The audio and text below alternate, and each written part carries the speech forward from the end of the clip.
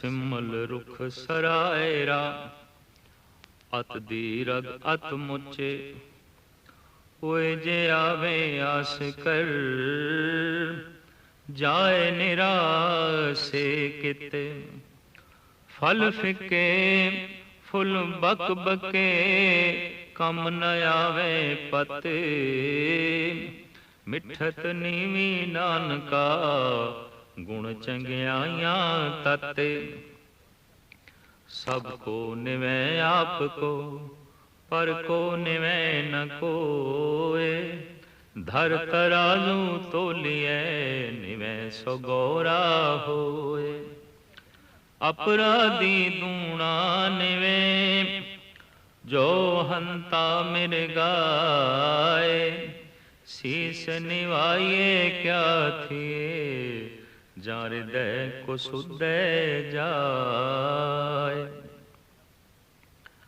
आसा दी वार दी इस महान रचना दी ये 14वीं पौड़ी जिस दे नाल उच्चारण कीते हुए साहिब श्री गुरु नानक देव जी महाराज दे पावन 2 श्लोक।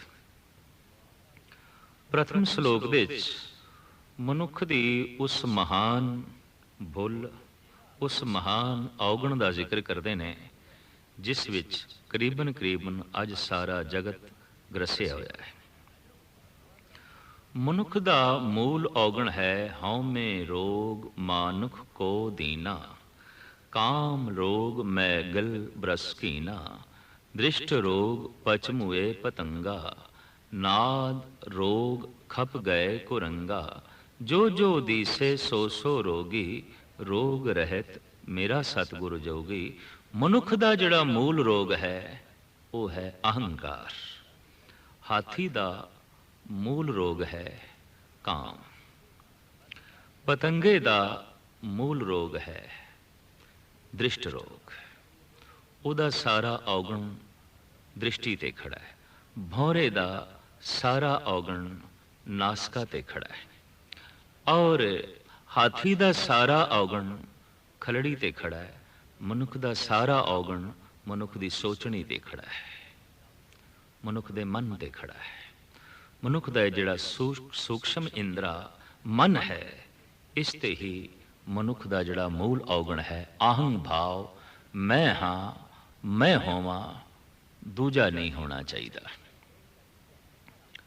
दूजा अगर है भी तो वह मेरे कोल दबे होए होवे मेरे पैरों के थले होवे मेरी सिर की बराबरी ते ना होवे और मेरे सिर नालों उच्चा ते बिल्कुल ही नहीं चाहिए।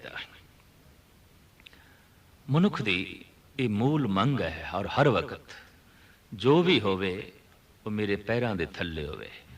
अगर कोई उठिया भी है तो उसकी बुलंदी मेरे सिर तक होवे मेरे सिर तो उच्चा कोई भी नहीं होना चाहिए। जब मेरे सिर तो कोई उच्चा होवे उदा सिर कलम कर दिता जाए उहदे सिर नूं दबा दिता जाए। गरज के मनुख दी इसे आहंग बिरती तो पता नहीं कितने सिर कट्टे जाते ने कितने सिर दबाए जाते ने। रोज़ पृथ्वी ते बेशुमार सिरां नूं दबाया जाता है बेशुमार सिर कतल करके परे सुट दिते जाते ने। किहड़े सिर जो बराबरी ते आन या उच्चा उठण की कोशिश करन। मनुख अपना सिर उच्चा करना चाहता है दूजियां दे सिर नीवें ही करना चाहता है और ये मनुख दी जन्म तो और युगां के अंत तो मंग चली आ रही है। मूल औगण आहंग भाव दूजियां दा सिर नीवा मेरा सिर उच्चा ते मंग अंदर हर एक दी यही है मेरा सिर उच्चा होवे मेरा सिर उच्चा होवे मेरा सिर उच्चा होवे। और कोई सिर अगर है बाकी तो मेरे पैरों थले चाहिए ने नीवें चाहिए ने। इस वास्ते जिस को जितनी ज्यादा ताकत आती है वो दूजियां दे सिर कुचलता है या कटता है। इस पृथ्वी के उत्ते पता नहीं कितने सिर कट्टे जा चुके ने कितने सिर कुचले जा चुके ने कितने सिर दबाए जा चुके ने और सिलसिला ये जारी है ख़त्म नहीं होया। ਸਾਹਿਬ ਸ੍ਰੀ ਗੁਰੂ ਨਾਨਕ ਦੇਵ ਜੀ ਮਹਾਰਾਜ ਇਸ ਪਾਵਨ ਪਵਿੱਤਰ ਸ਼ਲੋਕ ਦੇ ਵਿੱਚ ਗੁਣਾਂ ਦਾ ਮੂਲ ਗੁਣ ਦੱਸਦੇ ਨੇ ਤੇ ਔਗੁਣਾਂ ਦਾ ਮੂਲ ਔਗੁਣ ਦੱਸਦੇ ਨੇ। ਸਿਰਮੌਰ ਔਗੁਣ ਕੀ ਹੈ? ਅਹੰਗ ਭਾਵ। ਅਗਰ ਅਹੰਕਾਰ ਹੈ, ਸਿਰਮੌਰ ਔਗੁਣ ਹੈ, ਤਾਂ ਫਿਰ ਕੁਦਰਤੀ ਗੱਲ ਹੈ ਨਿਰਮਾਣਤਾ ਸਿਰਮੌਰ ਗੁਣ ਹੋਵੇਗੀ। ਤੋ ਸਾਹਿਬ ਕਹਿੰਦੇ ਨੇ ਮਿੱਠਤ ਨੀਵੀਂ ਨਾਨਕਾ ਗੁਣ ਚੰਗਿਆਈਆਂ ਤਤ। ਚੰਗਿਆਈਆਂ ਦਾ ਤਤ ਨਿਚੋੜ ਮੂਲ ਮਿੱਠਤ ਨੀਵੀਂ, ਨਿਰਮਾਣਤਾ ਔਰ ਮਿਠਾਸ, ਬੋਲਾਂ ਦੇ ਵਿੱਚ ਮਧੁਰਤਾ ਔਰ ਜੀਵਨ ਵਰਤਣੀ ਦੇ ਵਿੱਚ ਨਿਰਮਾਣਤਾ। ਅਗਰ ਜੀਵਨ ਦੇ ਵਿੱਚ ਸੋਚਣੀ ਦੇ ਵਿੱਚ ਨਿਰਮਾਣਤਾ ਹੈ ਤਾਂ ਬੋਲਾਂ ਦੇ ਵਿੱਚ ਮਧੁਰਤਾ ਹੋਵੇਗੀ। ਅਗਰ ਸੋਚਣੀ ਦੇ ਵਿੱਚ ਮਨ ਦੇ ਵਿੱਚ ਅਹੰਗ ਭਾਵ ਹੈ ਤਾਂ ਬੋਲਾਂ ਦੇ ਵਿੱਚ ਕਠੋਰਤਾ ਹੋਵੇਗੀ, ਬੋਲਾਂ ਦੇ ਵਿੱਚ ਸਖਤੀ ਹੋਵੇਗੀ। ਔਰ ਕਠੋਰ ਬੋਲ ਤੇ ਹਿੰਸਾ ਕਰਦੇ ਨੇ, ਕਠੋਰ ਬੋਲ ਦੂਜੇ ਨੂੰ ਚੋਟ ਪਹੁੰਚਾਉਂਦੇ ਨੇ। ਕਠੋਰ ਬੋਲ ਬੋਲਣ ਵਾਲਾ ਮਹਾਰਾਜ ਕਹਿੰਦੇ ਨੇ ਉੱਤੇ ਵਾਸਤਵਿਕ ਮੂਰਖ ਹੀ ਹੁੰਦਾ ਹੈ। ਫਿੱਕਾ ਮੂਰਖ ਆਖੀਏ ਪਾਣਾ ਲੈ ਸਜਾਏ। ਸਤਿਗੁਰਦੇਵ ਜੀ ਮਹਾਰਾਜ ਫਰਮਾਨ ਕਰਦੇ ਨੇ ਮਿੱਠਤ ਨੀਵੀਂ ਨਾਨਕਾ ਗੁਣ ਚੰਗਿਆਈਆਂ ਤਤ। ਤਮਾਮ ਦੈਵੀ ਗੁਣਾਂ ਦੀ ਚੰਗਿਆਈਆਂ ਦਾ ਤਤ ਕੀ ਹੈ? ਮਿਠਾਸ, ਬੋਲਾਂ ਦੇ ਵਿੱਚ ਮਿਠਾਸ ਔਰ ਸੋਚਣੀ ਦੇ ਵਿੱਚ ਨਿਰਮਾਣਤਾ।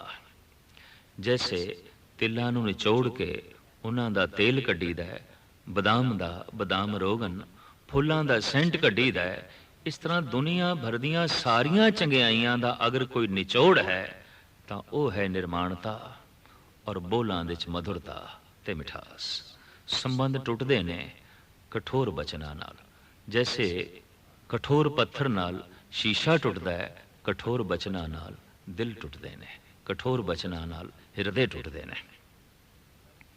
ਇਸ ਵਾਸਤੇ ਬਚਨਾਂ ਦੀ ਕਠੋਰਤਾ ਇੱਕ ਮਹਾਨ ਪਾਪ ਹੈ ਔਰ ਇਸ ਪਾਪ ਦਾ ਉਦੈ ਹੁੰਦਾ ਹੈ ਅਹੰਗ ਭਾਵ ਤੋਂ, ਹੰਕਾਰ ਤੋਂ। ਸਤਿਗੁਰਦੇਵ ਜੀ ਮਹਾਰਾਜ ਕਹਿੰਦੇ ਨੇ ਇਹ ਗੁਣ ਦੈਵੀ ਸੰਪਦਾ ਦਾ ਤੱਤ ਹੈ। ਜ਼ਿੰਦਗੀ ਦੇ ਵਿੱਚ ਸੋਚਣੀ ਦੇ ਵਿੱਚ ਨਿਰਮਾਣਤਾ ਔਰ ਬੋਲਾਂ ਦੇ ਵਿੱਚ ਮਧੁਰਤਾ।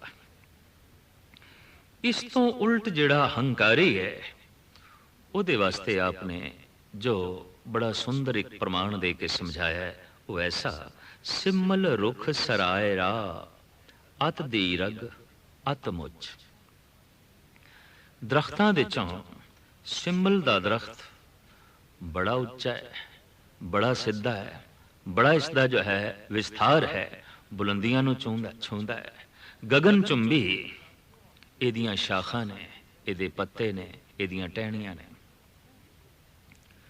ਦਰਖਤਾਂ ਦੇ ਚੋਂ ਅਤਿਅੰਤ ਉੱਚਾ ਸਿੱਧਾ ਫੈਲਿਆ ਹੋਇਆ ਮਹਾਰਾਜ ਕਹਿੰਦੇ ਨੇ ਬਹੁਤ ਵੱਡਾ, ਬਹੁਤ ਦੀਰਘ, ਬਹੁਤ ਸਿੱਧਾ। ਲੇਕਿਨ ਓਏ ਜੇ ਆਵੇਂ ਆਸ ਕਰ ਜਾਹੇ ਨਿਰਾਸੇ ਕਿਤ। ਦੂਰੋਂ ਉੜਦੇ ਪੰਛੀ ਜੇ ਇਹ ਆਸ ਕਰਕੇ ਆਵਨ ਇਹ ਦਰਖਤ ਬਹੁਤ ਵੱਡਾ ਹੈ, ਇਹ ਦਰਖਤ ਬਹੁਤ ਦੀਰਘ ਹੈ, ਇਹਦੀਆਂ ਸ਼ਾਖਾਂ ਗਗਨ ਚੁੰਬੀ ਨੇ, ਤੇ ਸਿਰਫ ਉਸਦੇ ਵੱਡਪਣੇ ਨੂੰ ਹੀ ਸਾਹਮਣੇ ਰੱਖ ਕੇ ਆਸਾ ਰੱਖ ਕੇ ਆਣ ਤਾਂ ਮਹਾਰਾਜ ਕਹਿੰਦੇ ਨੇ ਉਹ ਹੁਣ ਨਿਰਾਸ਼ ਹੋ ਕੇ ਕਿੱਧਰ ਜਾਣ। ਭਾਵ ਨਿਰਾਸ਼ੇ ਹੁੰਦੇ ਨੇ, ਮਾਯੂਸੀ ਹੁੰਦੀ ਹੈ। ਪੰਛੀ ਦੀ ਆਸਾ ਤੇ ਇਹ ਹੁੰਦੀ ਹੈ ਕਿ ਛਾਇਆ ਮਿਲੇ, ਫਲ ਮਿਲੇ, ਤੇ ਇਹ ਦੋਵੇਂ ਸਿਮਲ ਦੇ ਦਰਖਤ ਦੇ ਕੋਲ ਨਹੀਂ ਨੇ। ਹੰਕਾਰੀ ਕੋਲ ਦਰਅਸਲ ਹਲੀਮੀ ਸੁਭਾਅ ਨਹੀਂ ਹੈ, ਉਹ ਕਿਸੇ ਦਾ ਆਸਰਾ ਨਹੀਂ ਬਣਦਾ ਔਰ ਕਿਸੇ ਦੀ ਆਸ ਪੁਜਾਂਦਾ ਹੀ ਨਹੀਂ। ਜੋ ਮਨੁੱਖ ਕਿਸੇ ਨੂੰ ਨਿਰਾਸ਼ ਤੋਰ ਦਿੰਦਾ ਹੈ ਇਹ ਵੀ ਇੱਕ ਘੋਰ ਪਾਪ ਹੈ। ਔਰ ਖਾਸ ਕਰਕੇ ਇੱਕ ਛੋਟਾ ਹੋਵੇ ਤੇ ਇੱਕ ਵੱਡਾ ਉਸਦੀ ਆਸ ਨਾ ਪੂਰੀ ਕਰੇ ਆਪਣੀ ਯੋਗਤਾ ਦੇ ਮੁਤਾਬਕ ਤਾਂ ਇਹ ਵੀ ਇੱਕ ਘੋਰ ਪਾਪ ਹੈ। ਇਸ ਦੁਨੀਆ ਦੇ ਵਿੱਚ ਕੋਈ ਵਿਰਲੇ ਹੀ ਵੱਡੇ ਮਨੁੱਖ ਨੇ ਜੋ ਛੋਟਿਆਂ ਦੀ ਆਸ ਪੂਰੀ ਕਰਦੇ ਨੇ। ਜਿਹੜਾ ਥੁੜਿਆ ਹੋਇਆ ਹੈ, ਜਿਹੜਾ ਛੋਟਾ ਹੈ, ਆਖਰ ਉਹ ਆਸ ਰੱਖ ਕੇ ਕਿਸੇ ਵੱਡੇ ਪਾਸ ਹੀ ਆ ਸਕਦਾ ਹੈ। ਨਿਰਧਨ धनवान दे कोल आ सकदा है, निर्बल बलवान दे कोल आ सकदा है। और इसे तरीके नाल मासूम ते पवित्र किसे बहुत वड्डे सत्ताधारी पास आ सकदा है, जिस ते जुल्म होया है। जो मजलूम है वो इंसाफ लेने लई किसे राजे कोल ही आ सकदा है। ये ते एक नियमावली है। अगर धनवान कोल निर्धन दी इच्छा नहीं पूरी हुई, बलवान कोल निर्बल दा दरअसल दिल ते दुख नहीं वंडाया गया, और एक मजलूम नूं सत्ताधारी दे पासों न्याय नहीं मिलिया, इंसाफ नहीं मिलिया, तो महाराज कहंदे ने ते सिमल रुख दी तरह है। उच्चा जरूर है, वड्डा जरूर है, दीर्घ जरूर है, फैलिया होया जरूर है, दरख्तां दी सब तो बुलंद है, लेकिन किसी दा आसरा नहीं है, किसी दी ढारस नहीं बंदांदा, किसी दा सुख दा बायस ये नहीं बनता।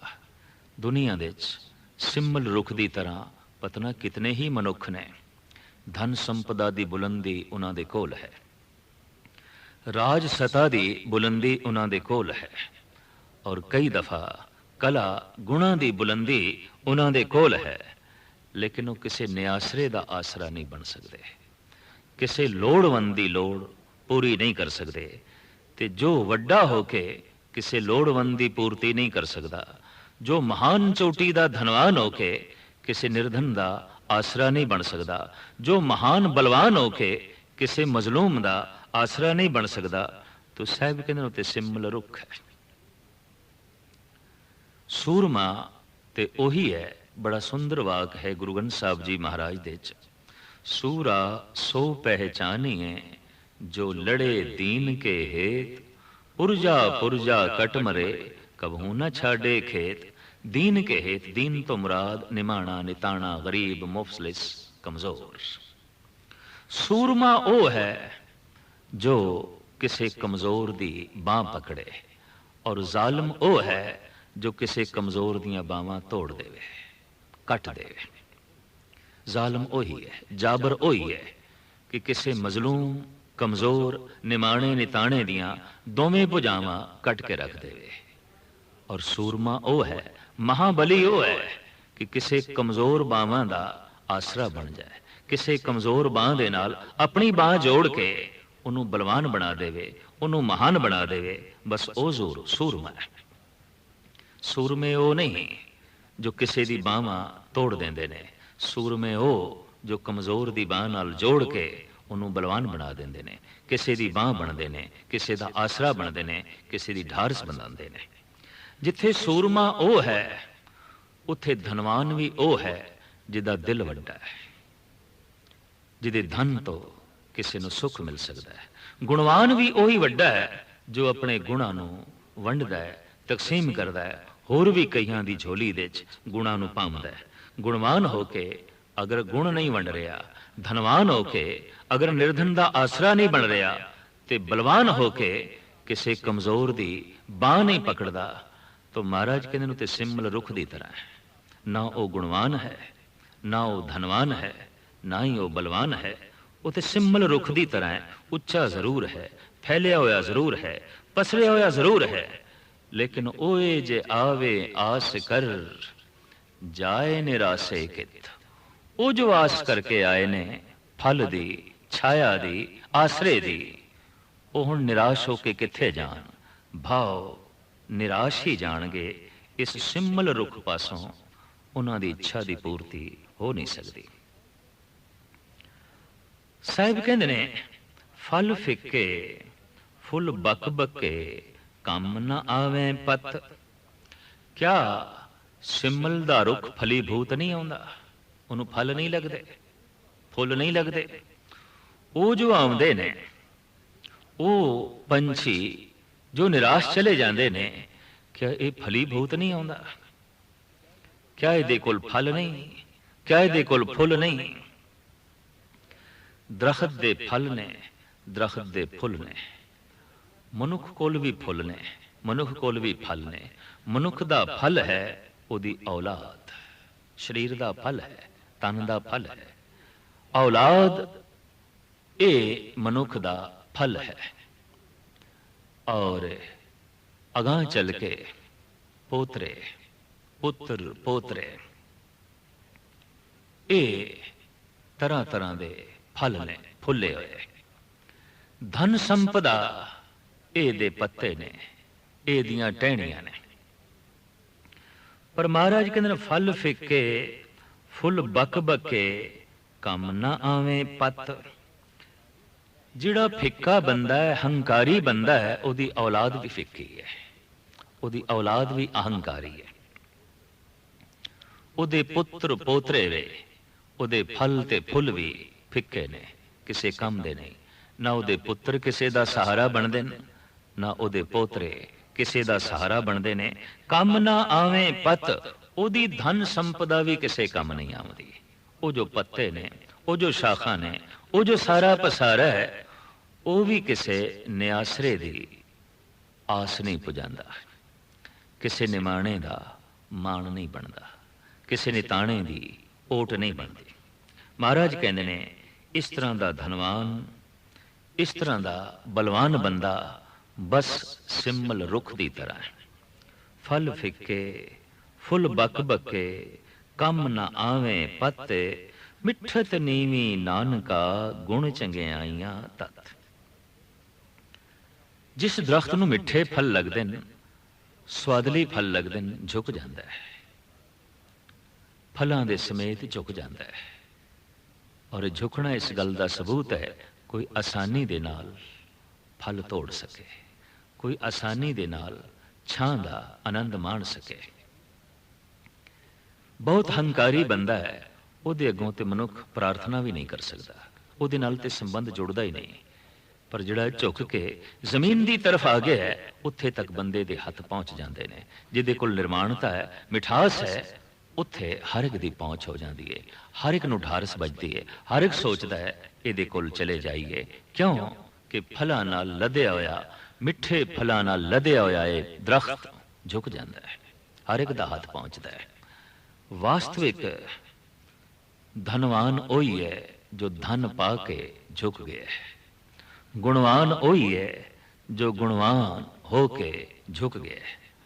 और सताधारी ताकतवर बलवान वही है जो बल शक्ति पाके झुक गया है।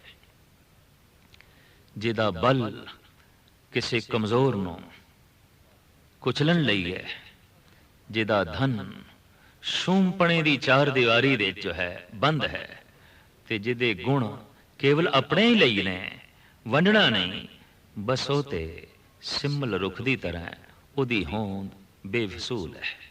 उदा जमीन दे उत्ते होना जमीन ते एक बोझ ही है, और कुछ नहीं। ना छां, ना फुल, ना पत्ते, ना फल, किसे कम ही ये दरख्त नहीं आउंदा। इन्हां सिमल रुखां दी तरह पता नहीं पृथ्वी ते कितने मनुख घूम रहे ने जो किसे कम दे नहीं। उंज सब कुछ उन्हां दे कोल है, उच्चे ने, फल भी हैगे ने, फुल भी हैगे ने, पत्ते भी हैगे ने, भाव परिवार है, पुत्र ने, पोतरे ने, धन है, संपदा है, उंज फलीभूत होए ने, लेकिन ना फल किसे कम दे, ना पत्ते किसे कम दे। उन्हां दी होंद सिर्फ धरती दे बोझ तो इलावा होर कुछ नहीं है। मिठत नीवी नानका गुण चंगियाइयां तत। सारियां चंगियाइयां दा निचोड़ तत मिठास ते निर्माणता। साहिब श्री गुरु नानक देव जी महाराज दे बचनां दे थां थां ते निर्माणता ही डुलदी है। गुरु होण दा मान नहीं, अवतारी पुरुष होण दा दावा नहीं, पैगंबरी पुरुष मैं हैगा ऐसा सतगुरु किधरे कहते नहीं। ऐसा भी नहीं आखते कि दुनिया माड़ी है, मैं चंगा हाँ, मैं महान हाँ, ऐसा भी गुरु नानक नहीं आखते। गुरु नानक तो ऐसा आखते ने, हम नहीं चंगे बुरा नहीं कोए, प्रणवत नानक तारे सोए।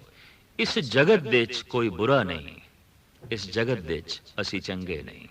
मैं चंगा नहीं, कोई बुरा नहीं, मैं चंगा नहीं। ये बहुत वड्डी निर्माणता, अहंकार खत्म। कोई बुरा नहीं तो घृणा खत्म, नफरत खत्म, प्रेम ही प्रेम। दरअसल दैवी गुणां दी महान संपदा इसे गुण नाल प्राप्त होंदी है। मिठत नीवी नानका गुण चंगियाइयां तत। अगां चल के सतगुरु कहते ने सब को निवें आप को पर को निवें न कोय। हकीकत ते यह है, सतगुरुदेव जी महाराज कहते ने कि लिखण दे च झुकण दे च इहदा भी अपना अपना एक अंदाज है। हकीकत यह है कि हर मनुख अपने लिए ही झुकदा है। झुकण दे च उसदा भाव यह आउंदा है कि मेरी कुछ पूर्ति होवे और मैं इस वास्ते झुकना है कि सिर उच्चा कर सकां। मैं इस वास्ते झुकना है कि मैं उच्चा हो सकां। उदा झुकना भी उच्चा होने लई है। और हकीकत है कि जो इस तरह की झुकण की कला जानदा है वो फिर उपर भी उठदा है। जिहड़ा बीज धरती दे च दफन नहीं होना चाहता उहदियां शाखां आसमान नूं चुम भी नहीं सकदियां। कोई दरख्त अगर ये चाहता है कि मैं आसमान नूं छूना है तो उहदियां जड़ां नूं पाताल नूं छूना पेगा। जड़ां अगर पाताल नूं नहीं छूंदियां तो सिर आसमान नूं नहीं छू सकेगा। हकीकत है ये बहुत वड्डी जो है सच्चाई है। बहुत उच्चे उच्चे दरख्तां दियां जड़ां बहुत गहरियां पाताल दे छुंदियां ने। दुनिया दे च ओही महान मनुख होए ने, ओही उच्चे मनुख होए ने जिहड़े झुके ने, और जितने ज्यादा झुके ने उतने ज्यादा उच्चे होए ने। महाराज कहंदे ने असली गल ते यह है कि हर बंदा अपने लिए झुकदा है। सब को निवें आप को पर को निवें न कोय। दरअसल कोई किसी नूं नहीं निवंदा, हर एक अपने लिए ही दूजे नूं निवंदा है। अपनी होंद नूं सामने रख के, अपना स्वार्थ ही सामने रख के बंदा झुकदा है। पर हकीकत यह है धर तराजू तोलिए निवें सो गौरा होए। तराजू नाल तोल के वेखिए जिहड़ा पलड़ा झुक गया वो भारी है, वो महान है, वो वड्डा है। जिहड़ा पलड़ा झुक गया उहदे च वस्तु ज्यादा है, उहदी होंद ज्यादा है, वो भारा है। दरअसल झुकण नाल ही मनुख महान होंदा है। इस वास्ते धार्मिक दुनिया दे च सजदे महान हो गए। धार्मिक दुनिया दे च सजदा उत्तम कर्म हो गया। मत्था टेकना एक महान रस्म प्रचलित होई इस्लाम दे च ते बार बार सजदा करना, नमाज दे च बार बार मत्था टेकी जाना, इहदी बहुत वड्डी महानता हो गई। और ये बार बार दा झुकना महज इसलिए है कि ऐ बंदे तू झुक, निर्वाणता सिख, गरीबी सिख। तेरा सिर ताई आकाश नूं छू सकेगा, पहले जमीन नूं छूए, पहले थल्ले झुके। तो महाराज कहंदे ने धर तराजू तौलिए निवें सो गौरा होए। अपराधी दूणा निवें जो हंता मिर्गा है। किसी दा ज्ञान कपट ते खड़ा हो सकता है, किसी दा दान अहंकार ते खड़ा हो सकता है, किसी दी पूजा वहम ते खड़ी हो सकती है, और किसी दी ये मिठास, ये निर्माणता, ये झुकना पाप ते भी खड़ा हो सकता है। अगर एक काम चंगा करना है तो उदा आधार भी चंगा रखिए। कच्चियां बुनियादां ते पक्के महल उसारने बड़ी कठिन गल है, बड़ी औखी गल है। जे पक्के महल उसारने ने तो फिर बुनियाद भी पक्की चाहिए है, वरना पक्के महल उसरने औखे हो जाएंगे। महाराज कहते अपराधी दूणा निवें जो हंता मिर्गा है। कई दफा तो देखने दे चाया है कि अपराधी बहुत झुकदा है, गुनाहगार बहुत झुकदा है।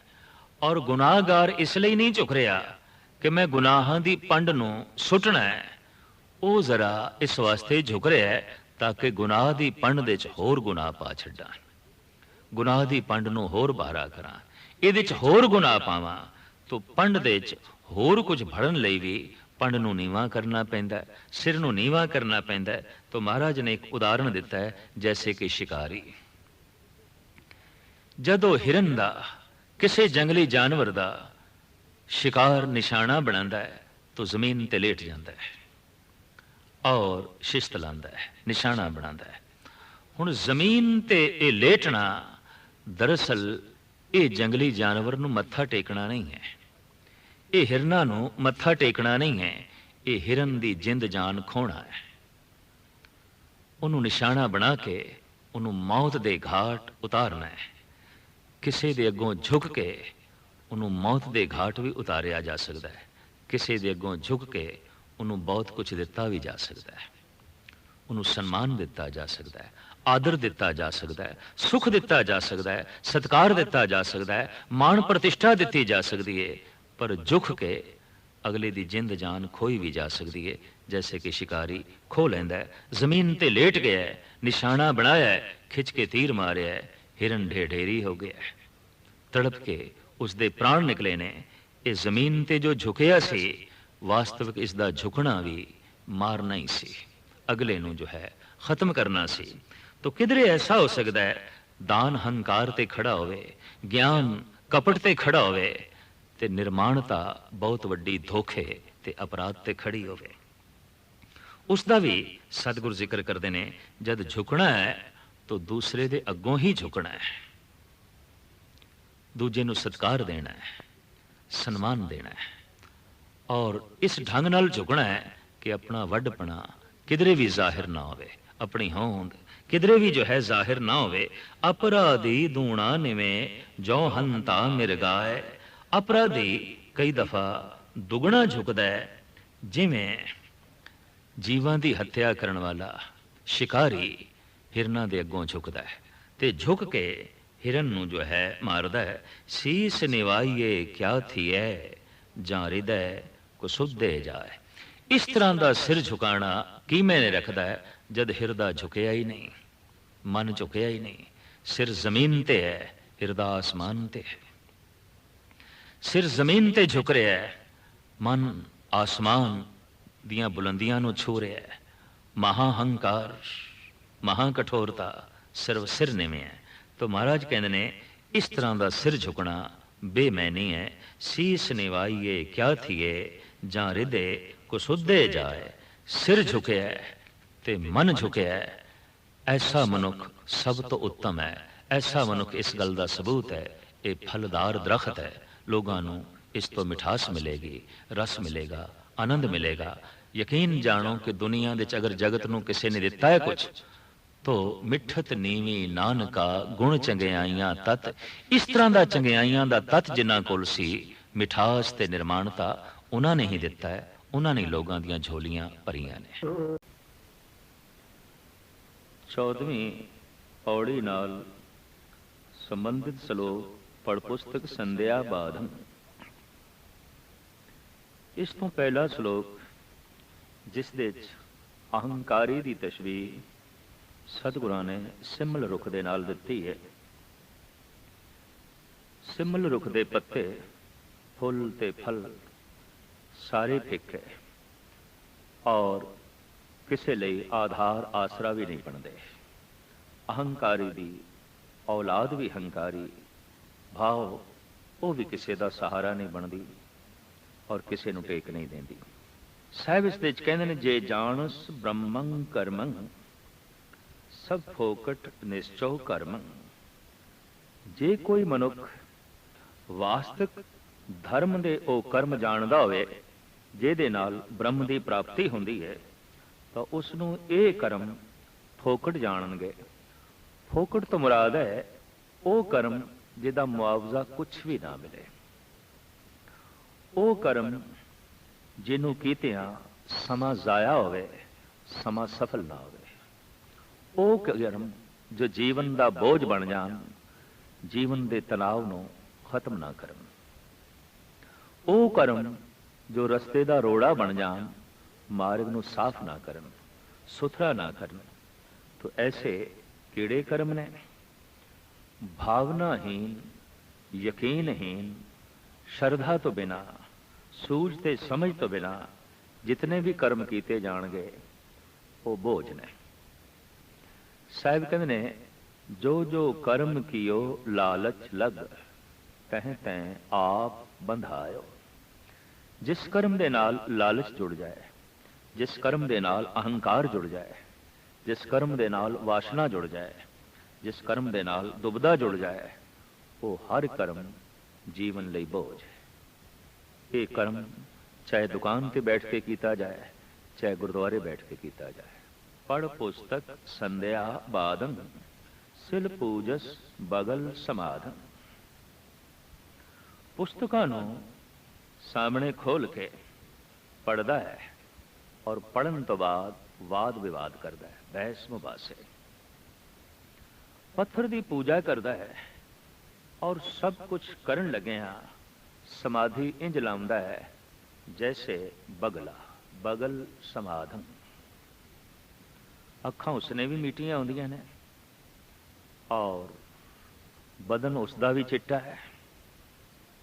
जिस वक्त वो अखा मीट के एक पैर देते खड़ा होंदा है, एक योगी लगता है, बाहरों एक तपीश्वर लगता है, पर उसके अंदर झाती मारीए ते तलाश शिकार मच्छी दी है। हू बहू पत्थर की पूजा करन लगे, धर्म ग्रंथों का पाठ करन लगे, वाद विवाद करन लगे, अंदर प्रबल वासना चल रही है, अंदर प्रबल तृष्णा चल रही है और धर्म ग्रंथ नाल कोई संबंध नहीं, अंदर भरोसा ज्ञान ते शरदा नहीं। साहिब कहते ने यह समाधि बगल समाधि है और इस नाल समा जाया करना है, समा सफल नहीं। मुख झूठ विभोखन सारंग है ते जबान तो झूठ बोलदा और उन्होंने सच दे गहणियां नाल शिंगारिया है, संवारिया है। विभूखन कहते हैं गहणियां। भाव झूठ नूं इतनी सफाई नाल बोलदा है, झूठ नूं इतना शिंगार के बोलदा है, झूठ नूं इतना विस्तार देंदा है कि श्रोते नूं यकीन हो जाता है सच है। इस गल नूं ते मनोविज्ञानियों ने मन लिया है, अगर एक झूठ बार बार दोहराया जाए और ढंग नाल दोहराया जाए, तरीके नाल दोहराया जाए, तो वह झूठ झूठ नहीं रहिंदा, सच जान के काबिले कबूल हो जाता है, लोगों के हिरदियां विच प्रवेश कर जाता है। देखण विच आया है इस नज़रिए नूं संसार भर दे व्यापारियों ने भी जानिया है कि एक गल बार बार रिपीट की जाए, दोहराई जाए, चाहे उसकी सच्चाई है या नहीं, लेकिन आम जनता लई वो काबिले कबूल हो जाती है। इत्थों ही एडवरटाइजमेंट का सिलसिला चलिया है, इत्थों ही सारा ये अडंबर चलिया कि एक गल नूं बार बार बयान किया जाए, किसी वस्तु की खूबी नूं बार बार बयान किया जाए तो ये सच है, पर वस्तु च कोई खूबी नहीं, वस्तु दे कोई महानता नहीं, लेकिन उसकी महानता का बार बार जिक्र किया जाए तो वस्तु नूं महान समझ लिया जाता है। ये गल वखरी है कि वस्तु महान नहीं है। साहिब कहते है ते झूठ जो कुछ के ये बोल रहे हैं। सवाल ये पैदा होता है कि धार्मिक दुनिया दे भी झूठ है, बड़ा व्यापक झूठ चलिया है जो अज दे विज्ञान ते समय की धारा नाल मेल नहीं खाता। बेशतर ऐसिया गल्लां ने, ऐसिया कहानियां ने जिन्हों अज का विज्ञान रद्द करता है, अज का समा नाल चलांदा नहीं। लेकिन फिर भी अगर कोई हिरदे उसनों तस्लीम करते हैं तो महज इस बिना ते कि उन्होंने इतना दोहराया गया और ऐसे सोहने ढंग नाल दोहराया गया है कि जगत लई वो काबिले कबूल हो गया है। मुख झूठ विभूखन सारंग है ते झूठ जो मूँह दे बोल रहा है, पर उन्होंने सच दे गहने पवा दिते गए ने। झूठे तो झूठा मनुख भी दावे नाल कहंदा है जो मैं कह रहा ये सच कह रहा, सच उस नाल जोड़ना ही पैंदा है, सच का शिंगार देना ही पैंदा है, सच नाल उन्होंने सवारना ही पैंदा है, वरना झूठ अपने आप विच मुर्दा है, चल ही नहीं सकेगा। साहिब कहते ने पत्थर की पूजा, धर्म ग्रंथों का अध्ययन और बगले की समाधि, मुख दे झूठ लेकिन सच दे गहणियां का शिंगार, ते फिर त्रैपाल तिहाल विचारन। त्रैपाल तै तीन पैर जिन्हों तिपदा कहते हैं। गुरु ग्रंथ साहब जी महाराज दे इस तरह के पदे आए ने, एक पदा, दुपदा, तिपदा, चौपदा, पंच पदे हता के अष्टपदियां। किसी एक ख्याल नूं अठ पैरां ते तोरना उन्होंने अष्टपदी कहते हैं। ਉਹਨੂੰ 3 ਪੈਰਾਂ ਤੇ ਤੋਲਣਾ ਤ੍ਰੈਪਾਲ ਜਾਂ ਤ੍ਰਿਪਦਾ। 3 ਪਦਿਆਂ ਵਾਲੀ ਇਹ ਗਾਇਤਰੀ, ਜਿਸ ਦਾ ਜਾਪ, ਜਿਸ ਦੇ ਮੰਤਰਾਂ ਦਾ ਉਚਾਰਨ ਜਗਤ ਦੇ ਵਿੱਚ ਬੜਾ ਪਵਿੱਤਰ ਮੰਨਿਆ ਜਾਂਦਾ ਹੈ, ਮਹਾਨ ਮੰਨਿਆ ਜਾਂਦਾ ਹੈ। ਸਾਹਿਬ ਕਹਿੰਦੇ ਨੇ 3 ਪਦਿਆਂ ਵਾਲੀ ਇਹ ਜਿਹੜੀ ਗਾਇਤਰੀ ਹੈ, ਸੰਧਿਆ ਦੇ ਸਮੇਂ ਇਹ ਉਸ ਦਾ ਜਾਪ ਕਰਦਾ ਹੈ, ਵਿਚਾਰ ਕਰਦਾ ਹੈ, ਪਾਠ ਕਰਦਾ ਹੈ, ਪੱਥਰ ਦੀ ਪੂਜਾ ਕਰਦਾ ਹੈ, ਧਰਮ ਗ੍ਰੰਥਾਂ ਦਾ ਅਧਿਐਨ ਕਰਦਾ ਹੈ। ਲੇਕਿਨ ਸਾਰੀ ਸਮਾਧੀ ਬਗਲੇ ਵਾਲੀ ਸਮਾਧੀ ਹੈ, ਬਗਲ ਸਮਾਧਮ। ਇਸ ਤੋਂ ਇਲਾਵਾ ਗਲ ਮਾਲਾ ਤਿਲਕ ਲਿਲਾਟਮ, ਮਾਲਾ ਗਲ ਵਿੱਚ ਪਾਉਂਦਾ ਹੈ, ਮੱਥੇ ਤੇ ਤਿਲਕ ਵਹਿ ਧਾਰਨ ਕਰਦਾ ਹੈ। ਹੁਣ ਮਾਲਾ ਸੇ ਹੱਥ ਦੇ ਵਿੱਚ ਫੇਰਨ ਲਈ ਗਲ ਦੇ ਵਿੱਚ ਪਾ ਲਈ ਹੈ, ਸਿਰਫ ਇਸ ਵਾਸਤੇ ਕਿ ਮਾਲਾ ਧਰਮ ਦਾ ਇੱਕ ਚਿੰਨ੍ਹ ਹੈ। ਧਾਰਮਿਕ ਦਿਖਾਈ ਦੇ ਜਾਣਾ ਇੱਕ ਸ਼ਿੰਗਾਰ ਹੈ, तो धर्म की दुनिया दे बड़े श्रृंगार ने, और श्रृंगार करके ही बहुत सारे लोग धार्मिक बने हुए ने। ये श्रृंगार एक पासे कर दईए तो मनुख का धार्मिक होना इंज बह जाएगा जिमें बरसात दे कच्चा रंग बह जाता है। साहिब कहते गल माला तिलक लिलाटंग, गल दे रुद्राक्ष दी या तुलसी की माला पहनी हुई है, मस्तक से तिलक लाया हुआ है, दो धोती वस्त्र कपाटन, नियम पूर्वक धोतियां 2 रखियां हुई ने, और वेदां दा पाठ करन लगिया रेशमी कपड़े पहन लेंदा है। रेशमी कपड़ियां नूं पावन मनिया गया, पवित्र मनिया गया। जद के देखा जाए हज़ारां कीड़ियां नूं मार के थोड़ा जिहा रेशम प्राप्त होंदा है, और उस रेशम दे वस्त्र बनते ने। किस बिनाल ते रेशम नूं पावन आख्या है, पवित्र आख्या है, इसका कुछ विज्ञानक तत्थ सामने नहीं आया। पवित्र जान के पहनदा है रेशमी कपड़े, धोतियां 2 रखदा है, सवेरे होर शामी होर, मत्थे ते तिलक लांदा है, सारे इस तरह के कर्म करता है। साहिब श्री गुरु नानक देव जी महाराज आखिर दे फरमान करते हैं, जे जानस ब्रह्मं कर्मं, जे ब्रह्म की प्राप्ति का यह कर्म जानता होवे तो उसके सामने सब फोकट निश्चो कर्म, ये स्पष्ट हो जाएगा कि ये सारे कर्म फोकट ने, फिजूल ने, व्यर्थ ने। तो सार्थिक कर्म केड़ा है, जिहदे कीतियां ब्रह्म की प्राप्ति होवे, ईश्वर की प्राप्ति होवे, अगर ये व्यर्थ है तो साहिब कहते ने कहो नानक निहचो ध्यावे, निश्चय नाल प्रभु दे ध्यान जोड़े। और गल स्पष्ट हो गई निश्चय की, पत्थर की पूजा अगर निश्चा वधा गई है तो उस निश्चय का सदका सारा संसार उस लिए परमात्मा की मूर्ति होवेगा। निश्चा वध गया है वेदां का पाठ करदे होया तो सारा संसार उस लिए धार्मिक ग्रंथ हो गया। निश्चा वध गया प्रभु दे तो सारे गुण परमात्मा दे उहदे कंठ दा हार बन जाणगे, माला बन जाणगे। अगर निश्चा पूरा हो गया है तो उन्होंने हर पासे गायत्री का जाप होंदा दिखाई देवेगा। भाव परमात्मा दे बोल तो कित्थे नहीं निकले हुए, किस थां ते प्रगट नहीं, किस थां ते लिखे हुए नहीं, उन्होंने हर थां लिखे हुए दिखाई देंगे। गुरु ग्रंथ साहब जी महाराज दे कदी एक अरदास है, और अरदास ये है, डोलन ते राखो प्रभु नानक दे कर हथ। हे प्रभु अपना हस्त मस्तक ते रख ताकि मन डोले ना, मन विच निश्चा बनिया रहे। अक्सर देखने दे आया है कि जद मनुख का निश्चा डोलदा है, शक प्रबल होंदा है, पिछे मुड़ जाता है। जद श्रद्धा बनती है, निश्चा टिकता है कि थोड़ा जिहा अगे जाता है। सारा जीवन इस तरीके नाल बतीत हो जाता है, शक श्रद्धा, शक ते श्रद्धा। श्रद्धा पैदा हुई एक कदम अगे और शक पैदा होया एक कदम पिछे।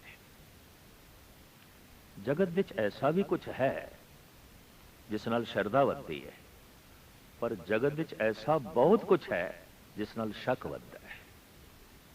संसार नूं पढ़िए, संसार के हालात का अध्ययन करिए, संसार विच जो कुछ हो रहा है इस सब कुछ नूं वेख के पढ़ के सुन के शक वधदा है। धार्मिक मंदिर दे चले जाते हैं, धार्मिक ग्रंथ का पाठ पठन करते हैं, थोड़ा जिहा निश्चा बनता है, थोड़ी जी शरधा बनती है, तो जीवन सारे का सारा शक ते शरधा दे बतीत हो जाए। एक कदम अगे ते एक कदम पिछे, इस तरह का मनुख अंतिम समय तक भी किधरे पहुंचेगा नहीं। यही कारण है कि धार्मिक दुनिया में विकास नहीं हो रहा।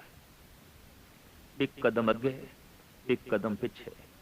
जितने छेती तो छेती धनवान पैदा हो रहे हैं, गुणवान पैदा हो रहे हैं और राजनीतिक पैदा हो रहे हैं, भगत नहीं पैदा हो रहे।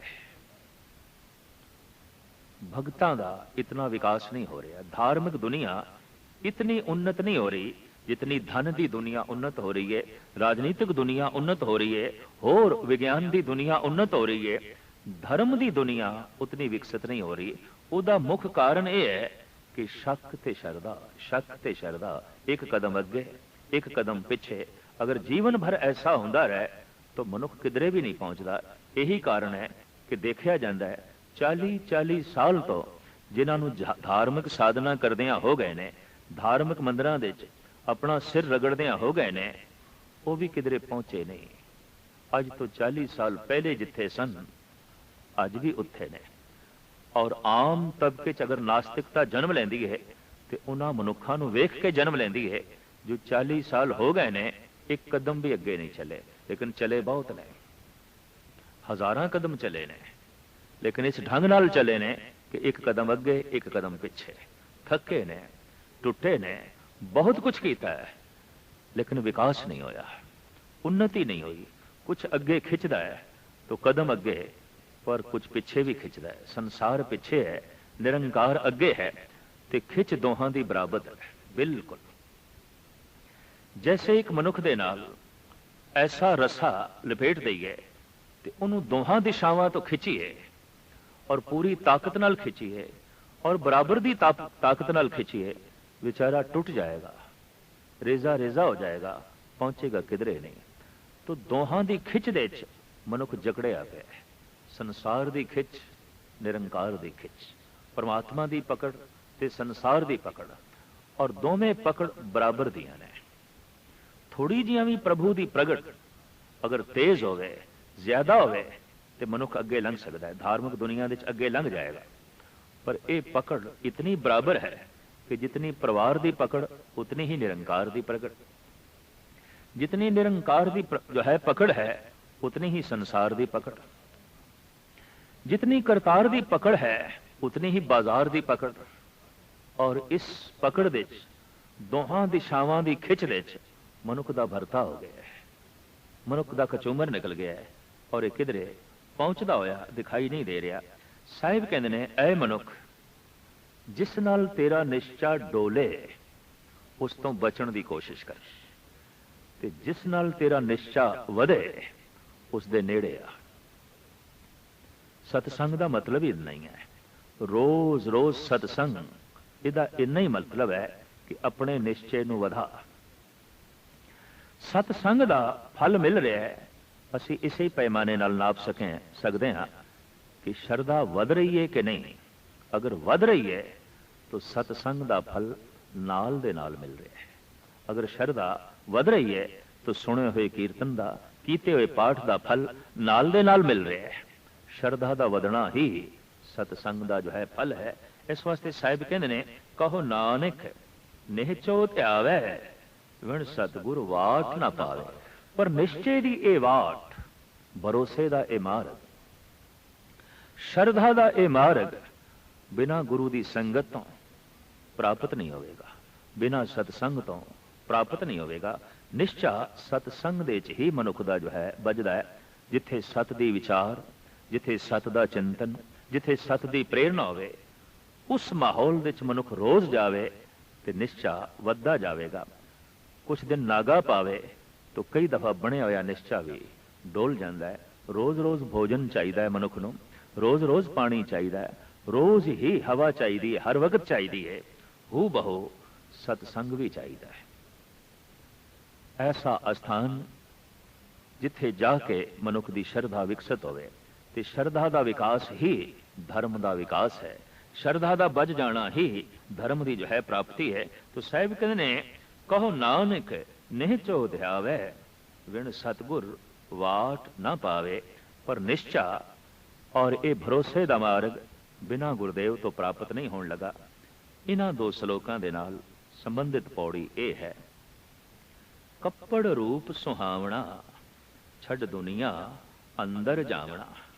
ਭਾਵੇਂ ਸਰੀਰ ਦਾ ਇਹ ਚੋਲਾ ਬਹੁਤ ਖੂਬਸੂਰਤ ਹੈ, ਬਹੁਤ ਖੂਬਸੂਰਤ ਹੈ, ਬੜਾ ਪਿਆਰਾ ਹੈ, ਔਰ ਸਭ ਤੋਂ ਜ਼ਿਆਦਾ ਪਕੜ ਵੀ ਇਸੇ ਚੋਲੇ ਦੀ ਹੈ।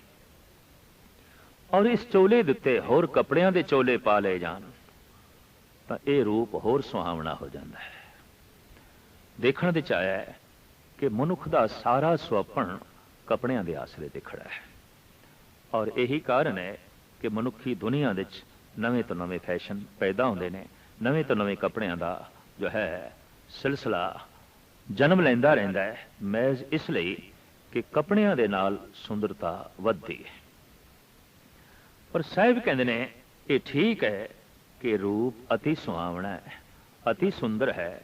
ਜਿਤਨਾ ਜੀਵਨ ਹੈ ਉਹਦੇ ਚ ਮਨੁੱਖ ਸਾਰਿਆਂ ਨਾਲੋਂ ਖੂਬਸੂਰਤ ਹੈ। ਇਤਨਾ ਖੂਬਸੂਰਤ ਹਾਥੀ ਘੋੜੇ ਨਹੀਂ ਨੇ, इतने खूबसूरत पशु पक्षी नहीं ने, परिंदे चरिंदे नहीं ने, जल जंतु थल जंतु नहीं ने, जितना के मनुख है। परिपूर्ण परमात्मा ने इनू बनाण लग्या, इनू सजाण लग्या विशेष तरह की कारीगरी तो कम लिया, विशेष रहमत की है, विशेष बख्शिश की है। ये संपूर्ण और विकासशील शरीर है। पर साहिब कहते ने यदि पकड़ नहीं चाहिए। क्यों? छड़ दुनिया अंदर जावना, ये चोला छड़ना पैंदा। हाँ, इनू वरतना है, इहदा इस्तेमाल करना है, इहदी पकड़ नहीं। जितनी ज्यादा पकड़ होवेगी छड़न लग्या उतना ही ज्यादा दुख होवेगा, त्यागन लग्या उतना ही ज्यादा परेशानी होवेगी। जिन्हां दे अंदर जीवन का बड़ा प्रबल मोह हुंदा है, बड़े दुखत मरदे ने, उन्हां दी मौत बड़ी दुखत होंदी है, उन्हां दी मौत बड़ी भयानक होंदी है। ते जिहड़े सोचते ने बस इस जीवन का सिर्फ इस्तेमाल ही करना है, इहदी सिर्फ वरतों ही करनी है, ये तो एक ऐसे वाहन की तरह है जिहदे उत्ते असवार होकर परमात्मा तक पहुंचना है, ईश्वर तक पहुंचना है। ऐसे मनुखों लिए शरीर का चोला त्यागना कोई कठिन नहीं होता, बल्कि भगत कबीर ते कहते ने जिस मरने ते जग डरे मेरे मन आनंद मरने ही ते पाइए पूरन परमानंद। आप कहते मरना मेरे लिए दुख नहीं है। जीवन की सफलता ही इस गल दे छुपी पई है कि क्या मरण दे खुशी मिलेगी इस मनुख नूं। अगर मरण दे खुशी नहीं, मरण दे सुख महसूस नहीं हो रहा, मौत काबिले कबूल नहीं हो रही, तो समझ लेना चाहिए जीवन ढंग नाल बतीत नहीं किया, जीवन सफल नहीं हो गया।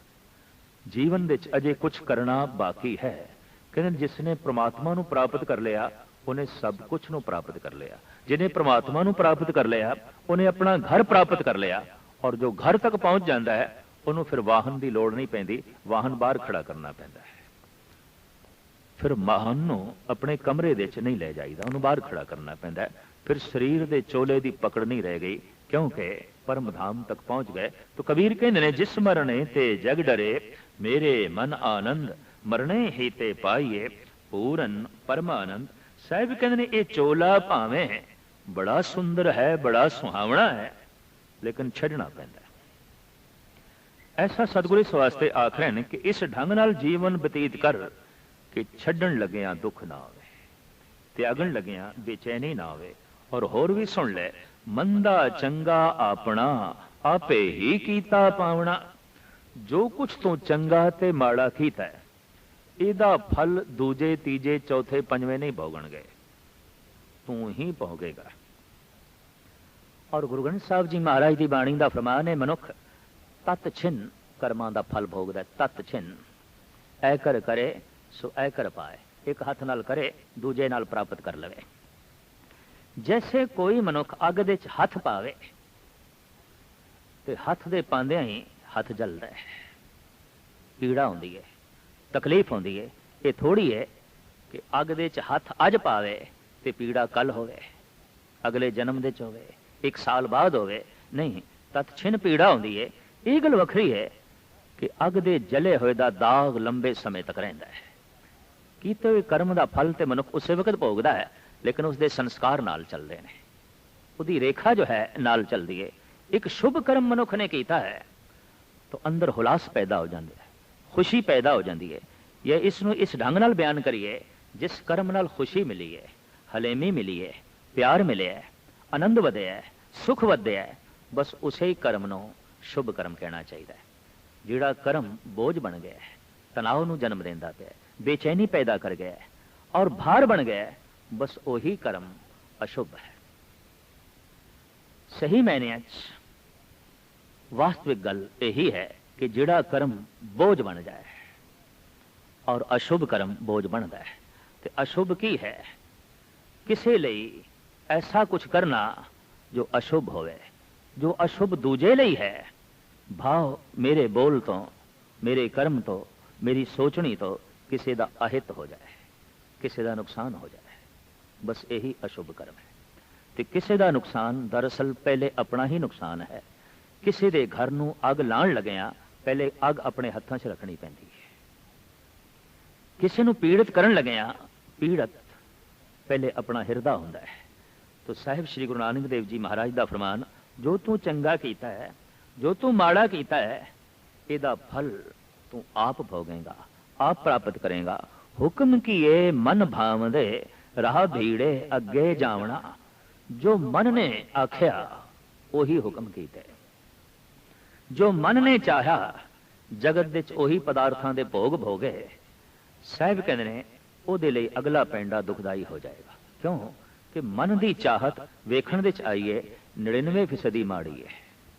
ਮਨ ਦੇ ਫੁਰਨੇ 99% ਚੰਗੇ ਨਹੀਂ, ਕਿਧਰੇ ਇੱਕ ਅੱਧ ਫੁਰਨਾ ਚੰਗਾ ਪੈਦਾ ਹੁੰਦਾ ਹੈ, ਬਾਕੀ ਸਾਰੇ ਅਨਰਥ। ਤੇ ਜੋ ਮਨ ਦੇ ਫੁਰਨਿਆਂ ਦੇ ਅਧੀਨ ਚੱਲ ਪਿਆ ਹੈ, ਜੋ ਮਨ ਨੇ ਆਖਿਆ ਉਹੀ ਕਰਨਾ ਹੈ, ਜੋ ਮਨ ਕਹਿ ਰਿਹਾ ਹੈ ਉਹੀ ਖਾਣਾ ਹੈ, ਉਹੀ ਪੀਣਾ ਹੈ, ਉਹੀ ਭੋਗਣਾ ਹੈ, ਉਹੀ ਕੁਝ ਕਰਨਾ ਹੈ।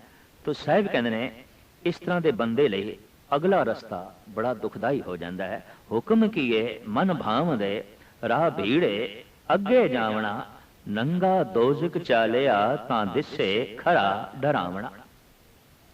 ਇਸ ਤਰ੍ਹਾਂ ਦਾ ਪੁਰਸ਼ ਦਰਗਾਹ ਵਿੱਚ ਨੰਗਾ ਜਾਂਦਾ ਹੈ ਔਰ ਪ੍ਰਭੂ ਉਸ ਨੂੰ ਦੋਜ਼ਖ ਦੀ ਅੱਗ ਵਿੱਚ ਸਾੜਦਾ ਹੈ। ਨੰਗੇ ਤੋਂ ਮੁਰਾਦ ਹੈ ਕਿ ਜਿਹੜੇ ਕਰਮ ਇਸਨੇ ਕੀਤੇ ਤੇ ਕਰਮਾਂ ਤੇ ਪਰਦਾ ਪਾਇਆ, ਜਗਤ ਨੂੰ ਪਤਾ ਹੀ ਨਹੀਂ ਚੱਲਿਆ। ਸਾਹਿਬ ਕਹਿੰਦੇ ਨੇ ਹੁਣ ਅੱਗੇ ਨੰਗਾ ਜਾ ਰਿਹਾ ਹੈ, ਕਿਉਂਕਿ ਅੱਗੇ ਹੁਣ ਕੋਈ ਪਰਦਾ ਨਹੀਂ ਕਿ ਕੀਤਿਆਂ ਹੋਇਆਂ ਤੇ ਪਰਦਾ ਪਾ ਸਕੇ। ਕੀਤਾ ਹੋਇਆ ਸਭ ਕੁਝ ਸਾਹਮਣੇ ਆ ਗਿਆ। ਅੰਤਿਮ ਸਮੇਂ ਸਰੀਰ ਨੂੰ ਦਫਨ ਕਰ ਦਿੱਤਾ ਜਾਂਦਾ ਹੈ ਜਾਂ ਜਲਾ ਦਿੱਤਾ ਜਾਂਦਾ ਹੈ। ਅੱਗੇ ਜੋ ਜਾਂਦਾ ਹੈ ਉਹ ਸੰਸਕਾਰਾਂ ਦਾ ਢਾਂਚਾ ਜਾਂਦਾ ਹੈ।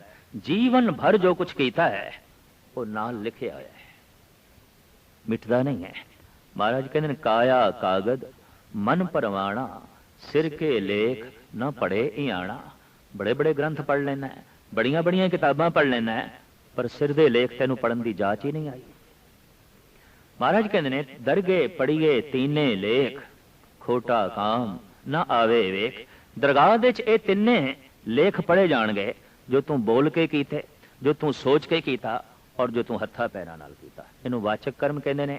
ਸਰੀਰਕ ਕਰਮ, ਵਾਚਕ ਕਰਮ, ਮਾਨਸਿਕ ਕਰਮ, ਇਹ ਤਿੰਨ ਤਰ੍ਹਾਂ ਦੇ ਜੇ ਲੇਖ ਤੂੰ ਲਿਖੇ ਨੇ ਦਰਗਾਹ ਦੇ ਸਾਰੇ ਹੀ ਪੜ੍ਹੇ ਜਾਣਗੇ, ਵਾਚੇ ਜਾਣਗੇ। ਇਹ ਗੱਲ ਵੱਖਰੀ ਹੈ ਕਿ ਤੂੰ ਆਪਣੀ ਸੋਚਣੀ ਤੇ ਪੜਦਾ ਪਾਇਆ, ਤੂੰ ਆਪਣੇ ਕੀਤਿਆਂ ਤੇ ਵੀ ਪੜਦਾ ਪਾਇਆ ਔਰ ਤੂੰ ਆਪਣੇ ਬੋਲੇ ਹੋਏ ਤੇ ਵੀ ਪੜਦਾ ਪਾਇਆ। ਲੇਕਿਨ ਇਹ ਸਰੀਰ ਦਾ ਪੜਦਾ ਔਰ ਤਾਕਤ ਦਾ ਪੜਦਾ, ਧਨ ਦਾ ਪੜਦਾ, ਸ਼ਕਤੀ ਦਾ ਪੜਦਾ, ਇਹ ਕਬਰ ਦੇ ਚ ਜਾਂ ਚਿਤਾ ਦੇ ਚ ਦਫਨ ਹੋ ਜਾਣਾ ਹੈ, ਜਲ ਜਾਣਾ ਹੈ। तो साहब कहते नंगा दोजक चालिया तां दिसे खरा डरावना। अगां चल के इंज डरावना प्रतीत होंदा है ज्यों डरना खेत माहे डराया। जिवें खेत दे एक चोला टंग देंदा है पुराना किसान, पर उहदे च जिंद जान ते नहीं आउंदी, वो सिर्फ पंछियां नूं डराउण दी खातर आउंदा है। ऐसा मनुख जद पड़दा उसदा उगड़ जांदा है तो जगत लई डरावना होंदा है, बिल्कुल डरावना। ਉਸ ਤੋਂ ਭੈ ਲੱਗਦਾ ਹੈ, ਕਿਉਂਕਿ ਪਾਜ ਉਗੜ ਗਿਆ ਹੈ। ਔਰ ਦਰਗਾਹ ਦੇ ਵਿੱਚ ਪ੍ਰਭੂ ਦੇ ਇਨਸਾਫ ਦੇ ਵਿੱਚ ਇਹ ਪੜਦੇ ਰਹਿਣਗੇ ਨਹੀਂ।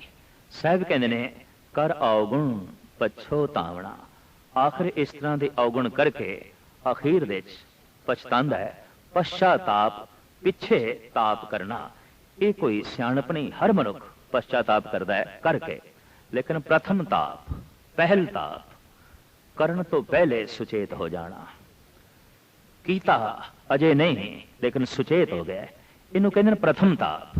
ਲੇਕਿਨ ਕਰ ਚੁੱਕਿਆ ਹੈ ਤੇ ਫਿਰ ਤਾਪ ਪੈਦਾ ਹੋਇਆ ਹੈ, ਇਹਨੂੰ ਕਹਿੰਦੇ ਨੇ ਪਛਤਾਤਾਪ, ਪਛਤਾਤ ਤਾਪ। ਪਿੱਛੇ ਤਾਪ ਪੈਦਾ ਹੋਣਾ, ਪਿੱਛੇ ਅਫਸੋਸ ਪੈਦਾ ਹੋਣਾ। ਕਰਨ ਤੋਂ ਪਹਿਲੇ ਜਿਸ ਦੇ ਅੰਦਰ ਅਫਸੋਸ ਪੈਦਾ ਹੋ ਗਿਆ ਵੀ ਨਹੀਂ ਕਰਨਾ, ਸਿਆਣਾ ਹੈ, ਦਾਨਸ਼ਮੰਦ ਹੈ ਤੇ ਕਰ ਚੁੱਕਿਆ ਹੈ ਤੇ ਫਿਰ ਤਾਪ ਕਰ ਰਿਹਾ ਹੈ, ਇਹ ਅਕਲਮੰਦੀ ਨਹੀਂ, ਇਹ ਸਿਆਣਪ ਨਹੀਂ। ਸਾਹਿਬ ਕਹਿੰਦੇ ਨੇ ਕਰ ਔਗਣ ਪਛੋਤਾਵਣਾ, ਇੱਥੇ ਪਛਤਾਤਾਪ ਕਰ ਰਿਹਾ ਹੈ। ਔਰ ਪਛਤਾਤਾਪ ਉਸ ਨੂੰ ਕਰਨਾ ਹੀ ਪਏਗਾ ਜਿਹਦੇ ਕੋਲ ਔਗਣ ਨੇ। ਔਰ ਜਿਹੜੇ ਔਗਣ ਨੇ ਉਹ ਲੰਬੇ ਸਮੇਂ ਤੱਕ ਛੁਪਾਏ ਨਹੀਂ ਜਾ ਸਕਣਗੇ, ਆਖਰ ਇੱਕ ਦਿਨ ਪਾਜ ਉਗੜੇਗਾ।